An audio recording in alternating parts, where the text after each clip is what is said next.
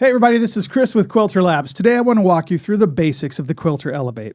Starting with the top left, we have control group functions that allow us to make changes to presets and or lists. We can move, we can copy, we can import one preset's A to the B of another preset.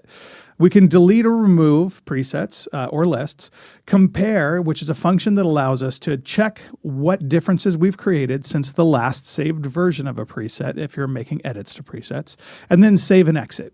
Okay, on the top right, we have a rotary encoder switch, which allows us to not only select functions, but allows us to go into the setup menu for the entire unit.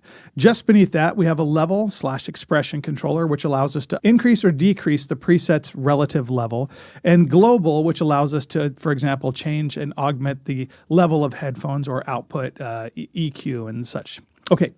Moving on from there, we have a fixed signal path that allows easy access to the DSP functions embedded inside the unit. So compressor, of course, creates compression. Pre-EQ, gain, post-EQ, gate, modulation, echo, reverb, and cab. All of these functions can be activated by just touching or deactivated by holding for 1 second. And it's bypassed. Bottom left is our preset and list control select function. So obviously I can increase or decrease to change the preset and use recall to recall the preset I want to listen to. By holding both down, I can change lists and recall the list and then recall whatever preset I want to recall from that list. The bottom right control group allows me to change from A to B to recall a preset or change from the A to the B of the preset. By holding that, I can bypass the unit entirely.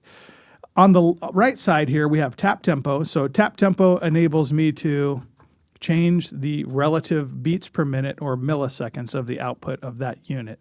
By holding that for a second, it loads the tuner up. Now on the back of the unit, we have an input, auxiliary output. And right next to that, we have two stereo tip ring sleeve outputs, which are tied directly to the XLR outputs, an expression in controller, MIDI in, MIDI through, USB out, which allows us to create an input device for our DAW, and then finally a 9 to 12 volt input that operates at about 220 milliamps. So yep, you can use that with your one spot. On the left side of the unit, as I'm facing it, there's a little blinking blue light that's lighting up the word Jamlink. Jamlink is simply our technology that allows you to connect to the Bluetooth device on your phone and allow your phone to be an input to the unit.